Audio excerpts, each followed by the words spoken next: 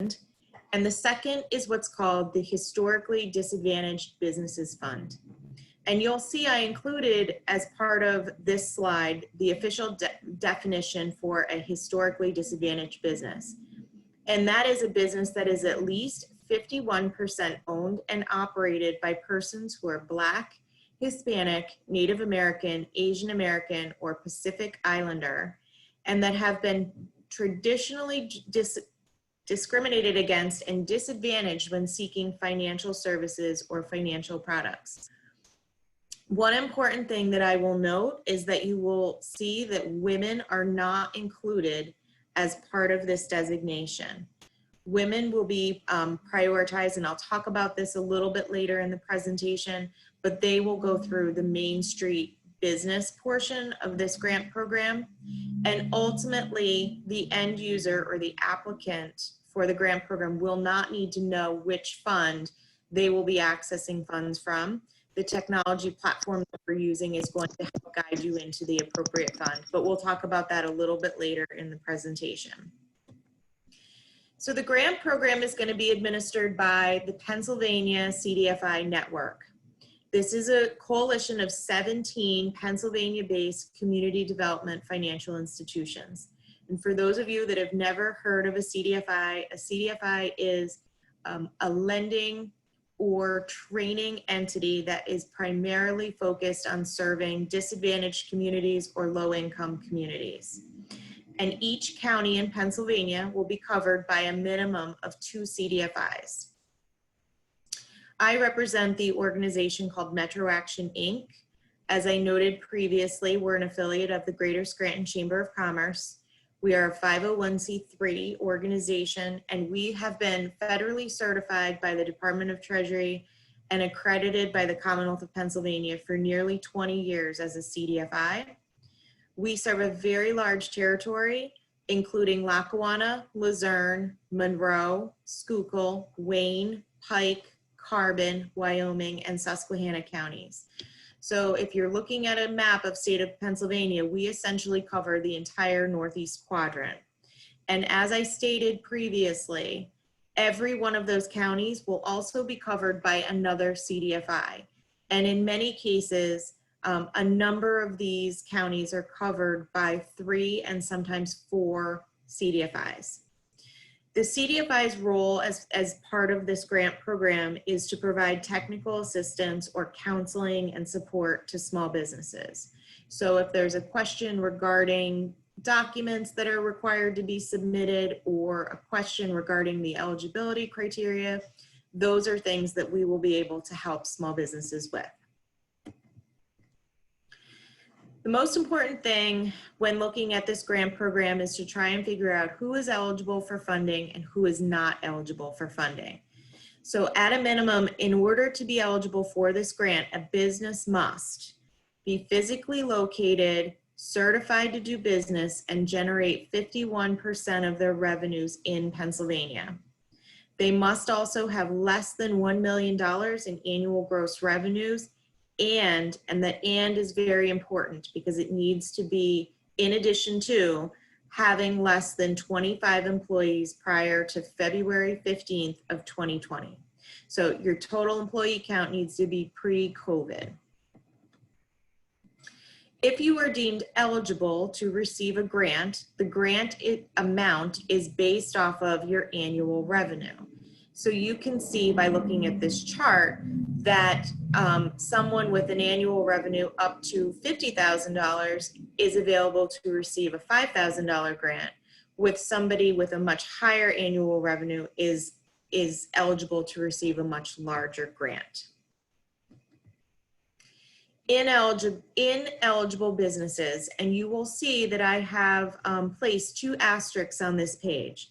And the reason for that is that this program was developed very quickly and is scheduled to launch on Tuesday. So there are still things that are being worked on behind the scenes, and things are not 100% finalized. So I am qualifying the statements that I'm making now and saying they may be revised by the time this application launches on Tuesday. But as of right now, those that are ineligible include businesses that are not physically based in Pennsylvania, businesses that are in active default with taxes that are, or fees that are owed to the Commonwealth or IRS.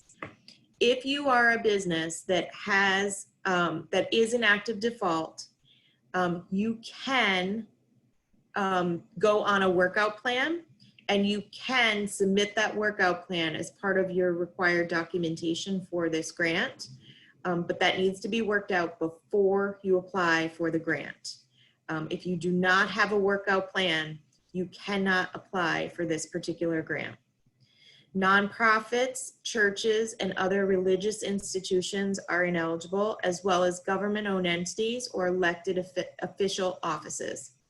And finally, businesses who have experienced no revenue loss or additional cost loss due to COVID-19 are ineligible. And as I noted, this list could change, so I would continue to check back to make sure that this list has not changed. In addition to the basic criteria that I listed previously for eligibility, there are several program priorities. And those are businesses that are owned and operated by low income and moderate income individuals, businesses that are located in areas of need. So areas that fall significantly below the median income level, ones with high poverty, ones with a higher average unemployment rate, and those that have suffered significant population loss. In addition, those businesses that were more impacted by the economic shutdown and experienced greater revenue losses will be listed on the program priorities list. Additional consideration are women-owned businesses. As I noted before, women are not included in the historic disadvantage definition, but they will be given a priority for this grant program, as well as communities targeted for business investment by state government programs such as the Main Street and Elm Street programs, rural communities, and there also is a very strong push being placed to make sure that the grant funding is distributed in an equitable way across the state. So to try and ensure that many of our rural communities are also receiving funding for their small businesses. As of today, Friday, the estimated opening date of the application is Tuesday, June 30th. The best place to go are two places in order to access this application. You can either go to metroaction.org, and you will be provided with a link directly over to the centralized application portal, which is pabusinessgrants.com. This URL is the best place for you to go for all of the updated information that you may need for this particular application process. Once they're finalized, the guidelines will be posted there. There will be a one-sheet document where if you're a referral partner or somebody who works with small businesses, you can print that out to see all of the pertinent information on the program. There will be a PowerPoint that's available to help people walk through the application process in the portal. It's a step-by-step PowerPoint that can walk you through the start of the process right through the end. And then there's also a toolkit that will be available that will show all of the information that pertains to this particular program, and all of it will be posted on pabusinessgrants.com. Again, the application is estimated to go live on June 30th. And one important thing to really understand about this program in that it's different from some of the other disaster funding programs, this is not first come, first served. So there will be multiple rounds of funding. But we do encourage everybody to log in as soon as possible, submit their information, make sure that it's accurate and up to date and it's in the queue so that you will be available and in the queue sooner than later. Again, there will be additional funding rounds. We anticipate that the second funding round will be on or around August 1st, but again, nothing is set in stone at this point in time. How to apply. When you log into pabusinessgrants.com, the first thing you're going to do is you're going to create an account. very similar to any other online platform that you may create an account for. Once you've created the account, you're going to complete the application. The portal is going to ask you a series of questions that you're going to have to answer. Once those questions are answered to completion, you're going to then be asked to upload some required documents, which I'll talk about on the next slide. One very important thing that I would like to recommend for everybody who is applying, please opt in to text messages through the platform.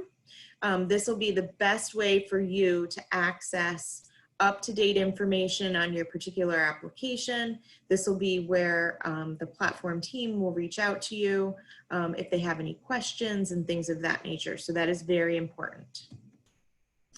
Some of the required documents that you're going to be required to submit as part of this application. You will have to produce a government-issued photo ID. That could be a driver's license, a passport, or just a general photo ID. You will also have to upload several pieces of business financial information.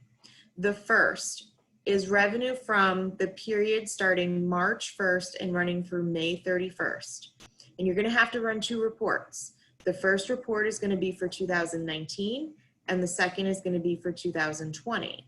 And that information is going to be used to show the amount of revenue lost based on those particular time periods from last year to this year. You're then going to be asked to upload your most recently filed federal tax return. So if you have not completed 2019 tax returns, 2018 is totally fine. That can be uploaded, but whatever is the most recently filed is going to be required. If you're a sole proprietor, you're going to be asked to upload your personal tax returns, which should include your Schedule C. And if you are a startup business, which started between January 1st and February 15th of 2020, you're going to be required to upload an internal profit and loss statement. Additionally, you're going to have to submit a proof of business registration with the Pennsylvania Department of State. So if you're a corporation or a limited liability corporation, you're going to have to upload your articles of incorporation. If you have a fictitious name registration, you will need to upload that. If you only have a business license, if you're a 1099, you can upload a business license, a county license, a city license, whatever can verify that you have proof of your business registration in the state of Pennsylvania. And finally, they're going to ask for bank account information. And the only reason that they're asking for this is that they need to capture accurate banking information in order to disperse the grant funds via ACH. So they will be looking for a routing number and then also a bank account number. Finally, to complete the application, the applicant is going to have to sign off on several certifications as part of this process. You need to remember there was federal funding that was received as part of the funding for this particular grant program. So there are several certifications that the borrower is going to have to complete. The application process, once you hit submit on the application, is then turned over to the platform. The platform that we're using for this particular grant program is called Lendistry. And if there are any problems with your application after you hit submit, if you uploaded the wrong document, if there's a document that they can't view properly, they will reach out to you and request additional information, which will need to be submitted directly to them. Again, this is where the opt-in text messaging becomes very important, because the text messaging can provide the most up-to-date information to you at any given point in time. Again, there's 3 pieces of important contact information here. The first is pabusinessgrants.com. Again, this is the online technology platform that's being used in order for applicants to apply for the business grants. The second is metroaction.org. That is our website. We do have a pop-up box when you go to the homepage right now that you can enter your email address for the most recent updates on the program. And then finally, if you have any questions, you can email them to metrogrant@metroaction.org. That concludes the presentation. Again, I will say this was recorded and we will have it posted immediately following this session. It will be posted at both the scrantonchamber.com and it will be posted on scrantonchamber.com and metroaction.org. At this time, Valerie, if you could start reading off some of the questions that may be in the queue, hopefully I can answer all of them. Sure. So just wanted to remind everyone that we are keeping the audio muted and we're using the chat feature to ask any questions. Just because of the size of the audience, it's easier for us to control this. So actually, Christine, there haven't been a lot of questions that you haven't already answered that were coming in throughout, but we're starting to get some in now. So first question is, are there guidelines for what the funds can be used for? So we are anticipating, hopefully within the next 24 hours, that there will be comprehensive guidelines published on the program. You know, as I noted previously, this program was created very quickly and everybody is trying to get all the ducks in order, all the I's dotted and the T's crossed.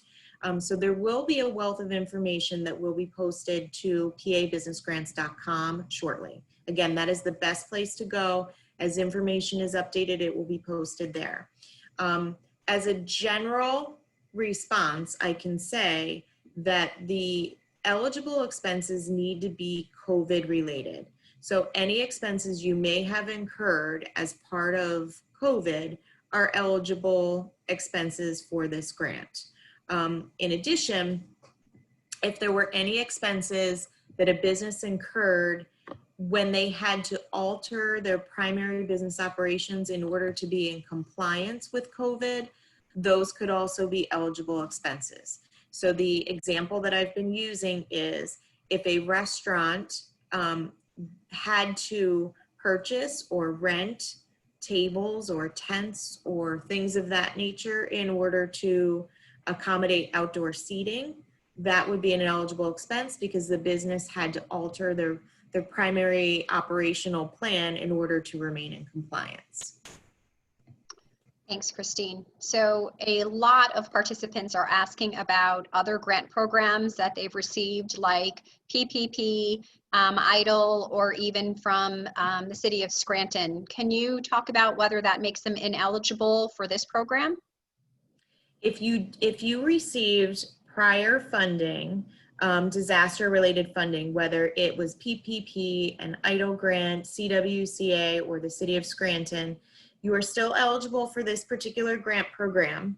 However, you cannot have any expenses that have already been reimbursed as part of the reimbursement request for this particular program.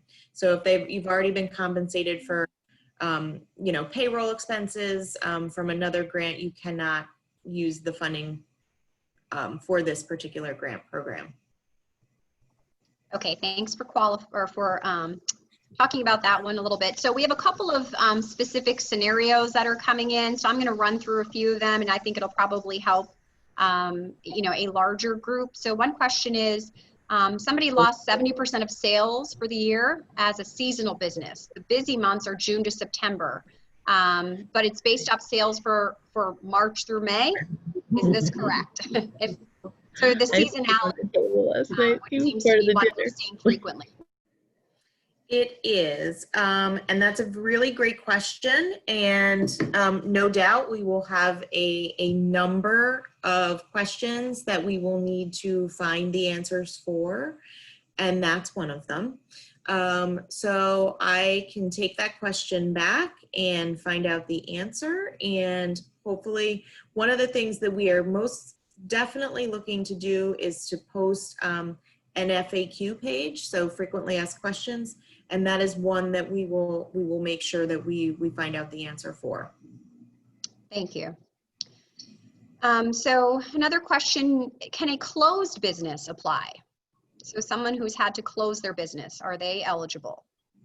No, you need to be actively in business in order to apply. Okay, thank you. And there's a few who are asking about the revenue eligibility page. I know that you're going to make this PowerPoint as well as the recording available, Christine, but we've had quite a few ask about that. Would you mind just flipping back to that page? It's one that everyone seems to be asking for. Okay. Thank you. So if you could, if anyone who has questions pertaining to this page, if you could type maybe specific questions into the chat box for Valerie. Again, in order to be at a minimum, to be eligible for this grant, you have to be physically located, certified to do business, and generate 51% of your revenue in Pennsylvania. You have to have less than 1 million in gross revenues, and you have to have less than 25 employees prior to February 15th, 2020. Okay, so a few questions about how to use the funds. So questions, can it be used to cover advertising costs to capture lost sales? I'm assuming that the question is advertising to promote the business in order to try and grow your customer base. I think that's a good assumption.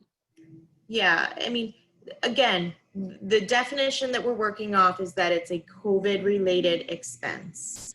There have not, as of today on Friday, we do not have a more comprehensive definition other than that. Again, that might change in the very near future, but as long as you can justify that it was a COVID-related expense, it should be eligible. Thanks. Okay, some other questions. Can the grants be used to pay rent that was not covered by PPP? Yes.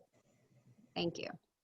Okay, so some other questions coming in are related to employees. What if employees are independent contractors or in question of full-time equivalents versus part-time employees? Can you speak to those requirements a little bit? I can't speak to the full-time equivalent question. I mean, generally, you know, a part-time employee is considered half of a full-time employee. So again, there isn't a ton of guidance as far as that's concerned. If an employee is a 1099, that goes back to the business certifications page. So if that particular individual is a 1099 employee and has some sort of business license in order to operate, so I'm gonna, a hairstylist, if they have, you know, a certification to be a hairstylist, that would be applicable and they could apply as long as they have some sort of business registration, business license, of any of those natures in order to verify that they are, you know, a viable business. And Christine, can you clarify that the funds cannot be used to pay personal expenses, correct? Only business? Correct. Okay. Can the grant be used to pay real estate taxes or license fees? Again, it goes back to the grant is supposed to fund COVID-related expenses. So I do not believe that business taxes would be a COVID-related expense. They would have been there regardless if COVID happened or if it didn't happen. So again, the primary question to ask yourself when you're looking at whether or not something is an eligible expense would be, is it COVID-related? Thank you. I think that'll answer a lot of the questions that are coming in because some of them are very specific about how to use the funds. So thanks for clarifying that. We have a scenario here that has something to do with seasonality again. And, you know, the question is, if the financials don't sort of tell the whole story, how do you communicate that issue so that they're not rejected? And I'll give you a specific scenario, one example, but quite a few are coming in on the question. One scenario is we officially opened business November 1st, 2019, did not have revenue from March 1st to May 31st. And so on paper, it appears the revenues increased now, right? After you know, during this scenario, how do you communicate an issue like that? And a few others have those kinds of similar issues about communicating their scenario that might not tell the whole story. Again, that is most definitely one of the questions that we have as well, that we don't have a lot of clarity on the answer to that particular question. So we do have additional phone calls coming up with the CDFI Coalition. Again, there will be more detailed guidelines that are coming out that may address these specific issues. And again, we don't have the answer at this point in time, but we most certainly will work to identify the answer to those questions. And again, we will, try to communicate that as effectively as we can over the coming days. Okay, great. Here's a specific question. If an organization didn't receive enough PPP money to cover COVID expenses, you can be issued this grant to cover those additional expenses, correct? Correct. Okay, thank you. There's a question about franchises, and if franchises report under separate tax ID numbers, are they able to apply even though the employee count at the parent company and the revenue at the parent company exceeds the revenue and parent and employee count, sorry, at the franchise? I believe that there's additional clarity that needs to occur as it pertains to franchises. So again, that's one of those questions that's on our list that we need to receive some additional information on. Okay. Christine, if a financial report shows higher revenue in 2020 than 2019, is someone eligible? So I'm assuming that means during that period of time, I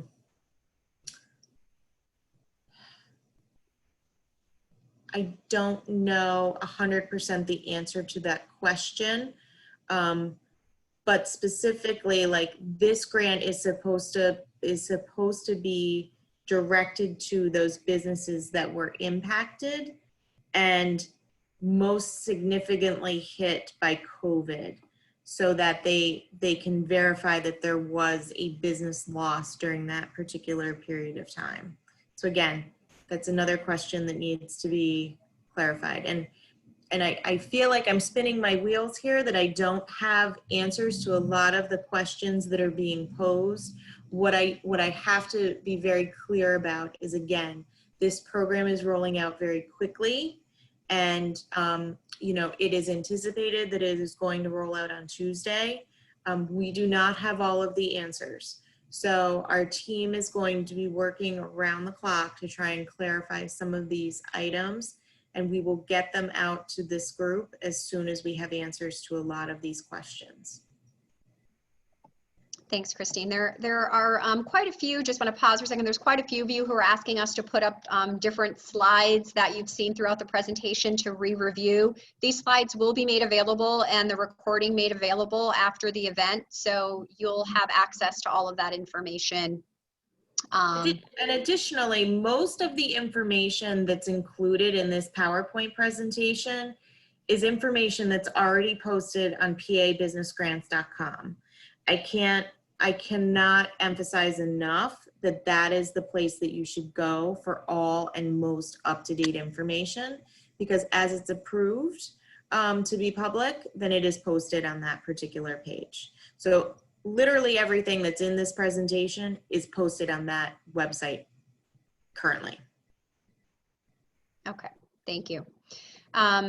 There's a couple of questions about, a lot of people had to do, obviously different activities in order to maintain customer base. And one of them is asking about setting up online sales, or actually a few are asking about that. So they've had to set up an online sales business essentially to maintain and retain their business. Is that eligible?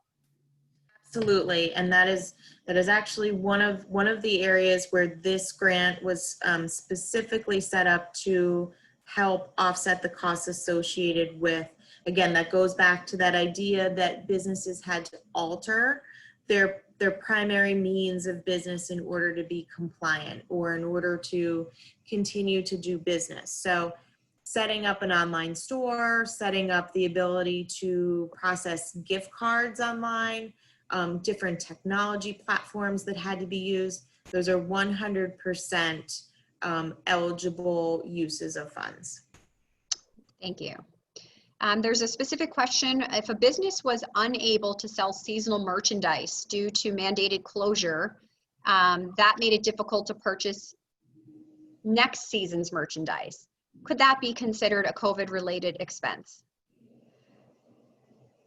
I would say that it probably could be used as a COVID-related expense. Again, I got to go back to the very basic definition that we've been given. As long as it is, you know, an expense that was incurred as part of the COVID crisis, it is an eligible expense.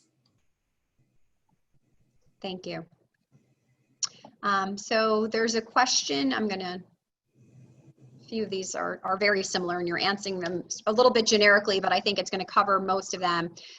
We have a business here that does promotional product printing through outside printers, and some of those have closed. They're looking at machines to do the printing because they don't have any other options, so they can't get their services or their products, and we have a few people asking about that.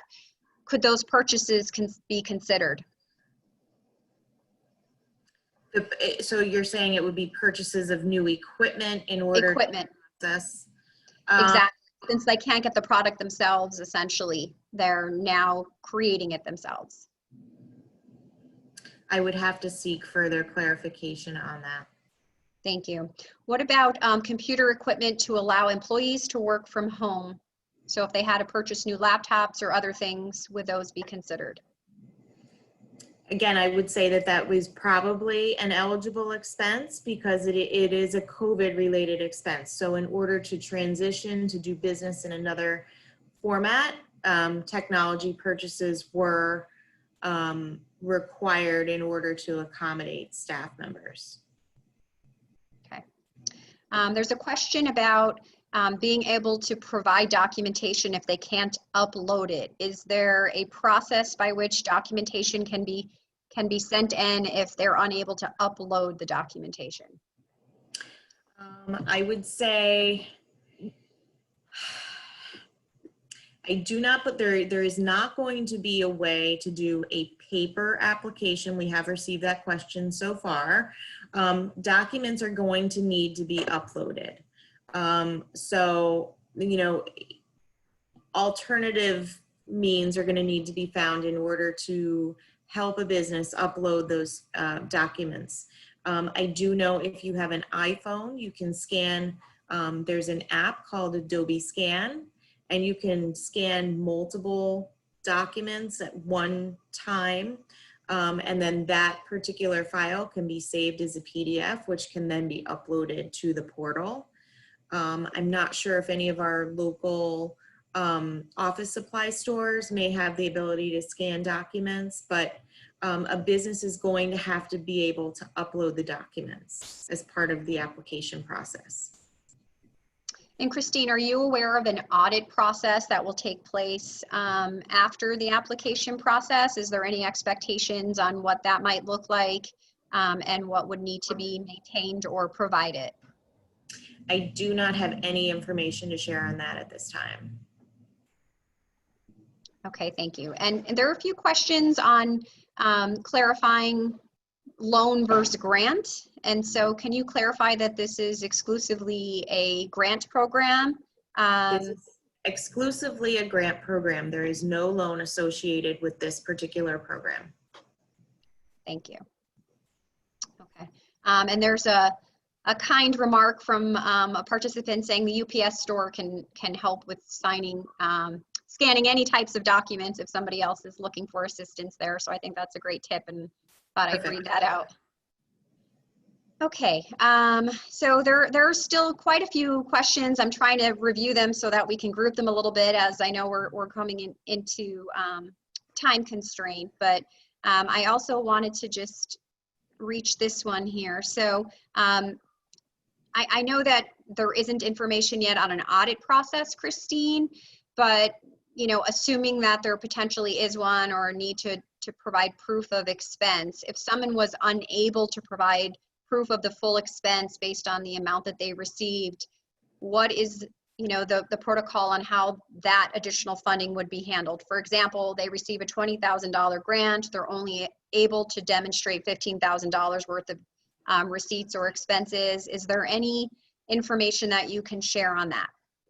I don't have any information that I can share on that. What I will say is, one of the things that I included as part of the presentation is that there's going to be a number of certifications that an applicant is going to have to sign off on as part of the application process.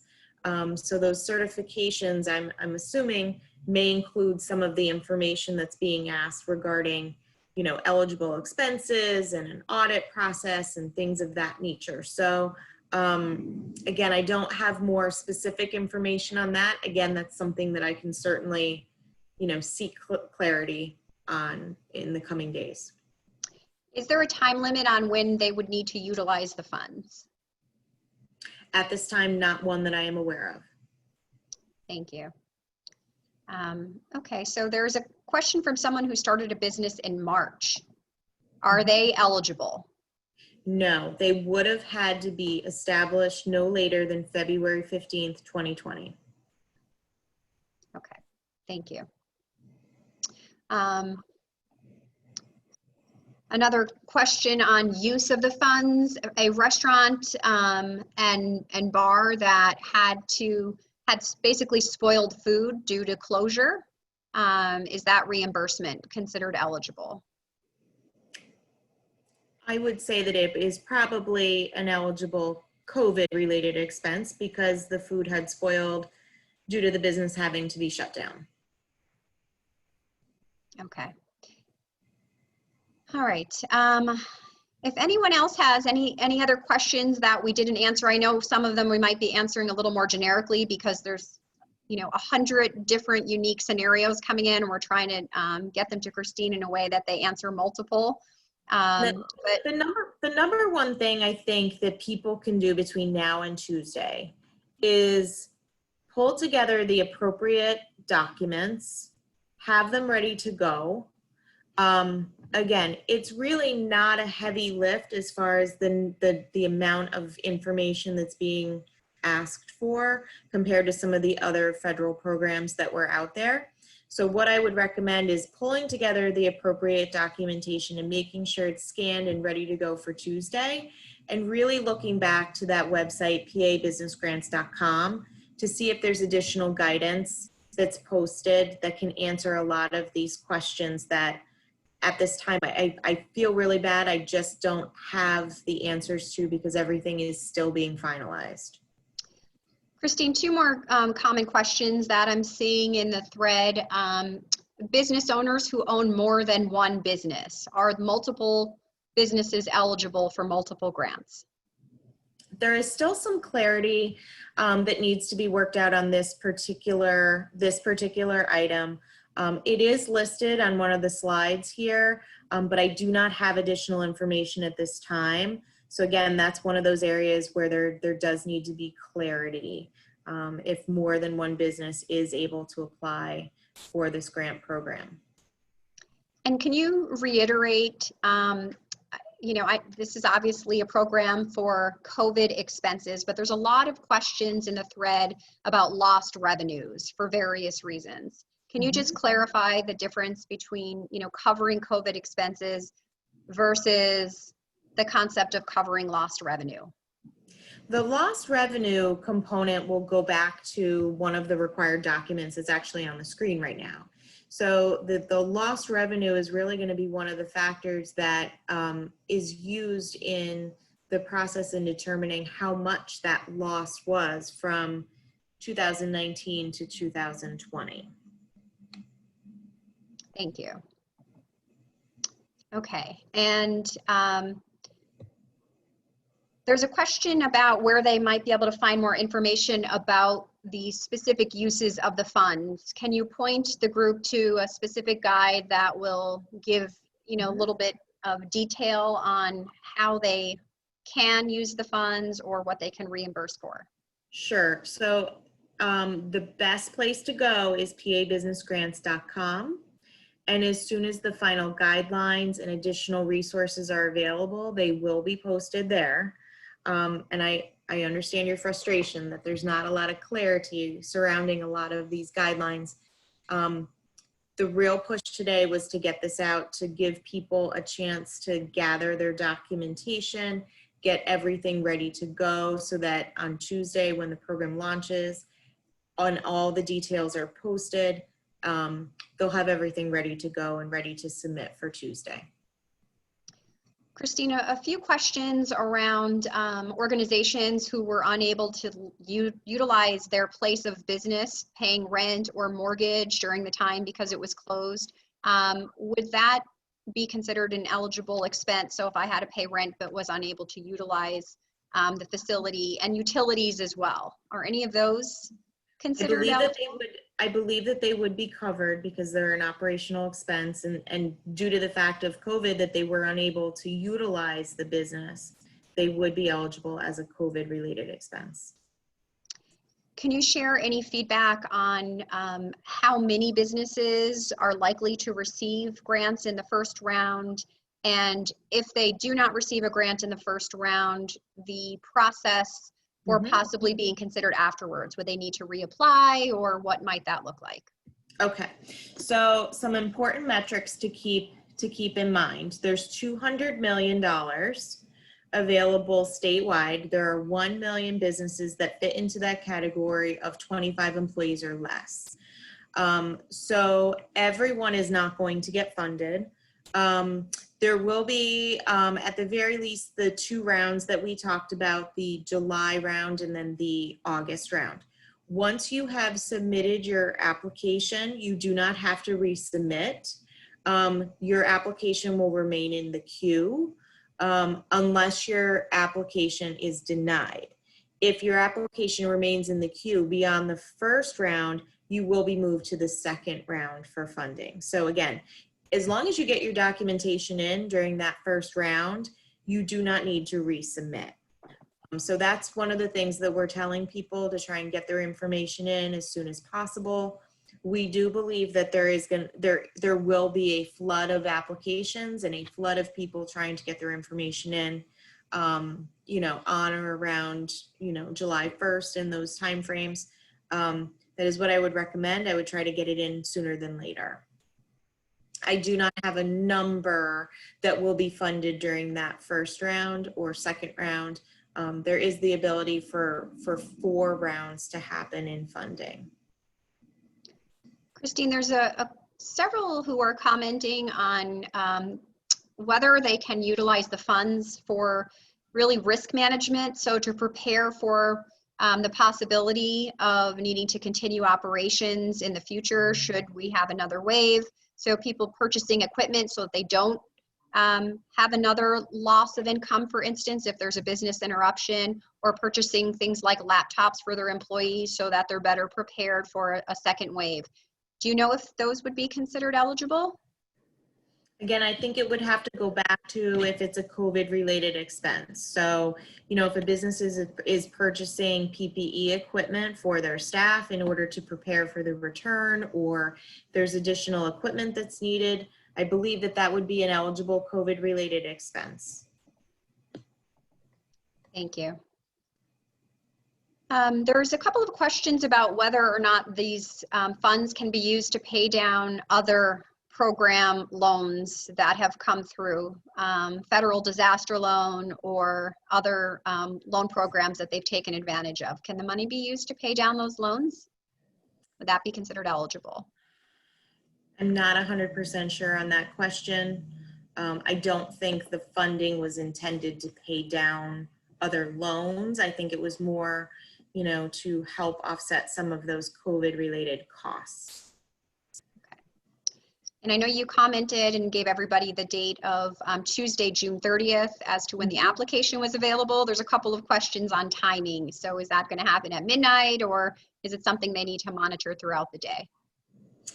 I do not know the answer to that. I would assume that it's going to be posted at midnight on the 30th. Again, I would keep going back to that PA Business Grants website in order to monitor, when the application is posted online.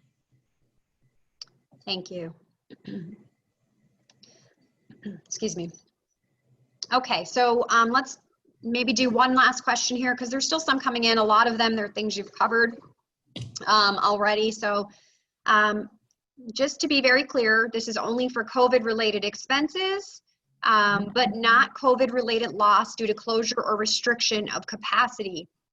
For instance, in the fact that bars and restaurants are at a 50% capacity now, they can't consider that loss of revenue to be part of an eligible expense. Is that accurate? That's that question coming in from more than one attendee. Again, I think there's a considerable amount of questions as it pertains to what is eligible and what is not eligible. We do have a number of phone calls coming up, and I will make sure that I see if I can receive some additional clarity to those questions, and we'll make sure that we get that out to the group as soon as it's available, and we'll also post it on our various communications tools. Christine, there's a question about the application. So after submitting the application, will a CDFI reach out to the applicant to handle the grant, or are they there for guidance? What is the role of a CDFI? The CDFI is merely there for guidance. So if they have questions prior to submitting their application, questions regarding the appropriate documentation that needs to be uploaded, the CDFI can assist with that particular process. Once the applicant hits submit, further follow-up will be handled by the technology platform Lendistry.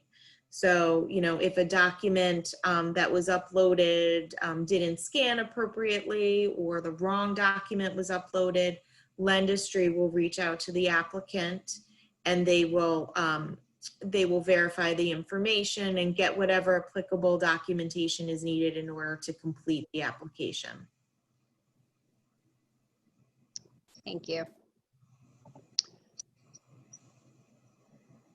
Okay, let's do one more question, and I think you've covered this, but I see it coming in a lot, so I think it's a point that's valid for clarification. If a business is required to close due to the nature of the services, are they eligible?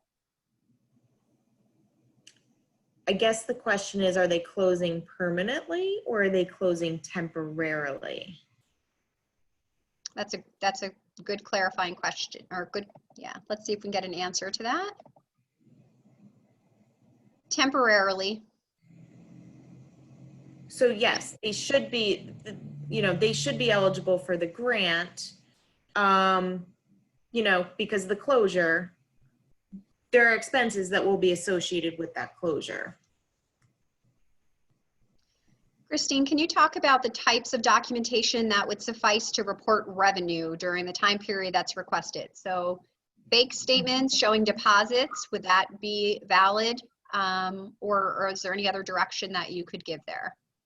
I would say an internal profit and loss statement would probably work for the documentation required for the revenue for those two particular timeframes. That should be very easy to pull from internal records or QuickBooks or something of that nature. Thanks for clarifying. Okay, I think we've covered everyone's questions or touched on them in some way throughout the program today.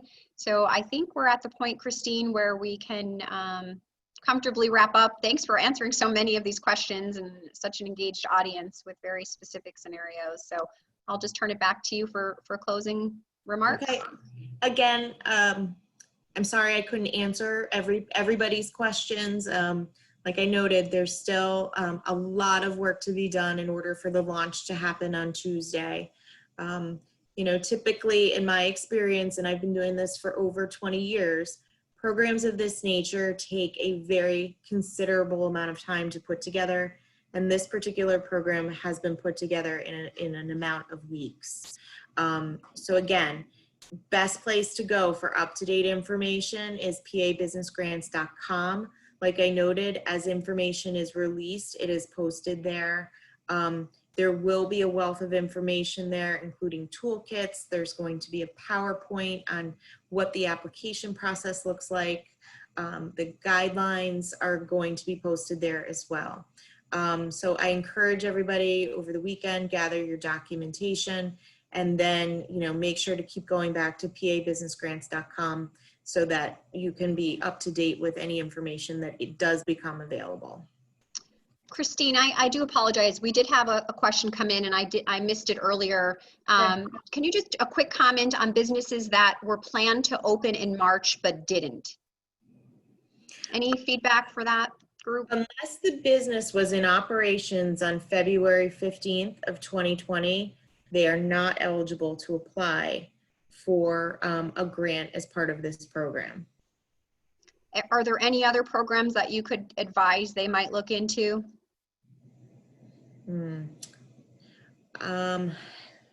Not at this time and not off the top of my head.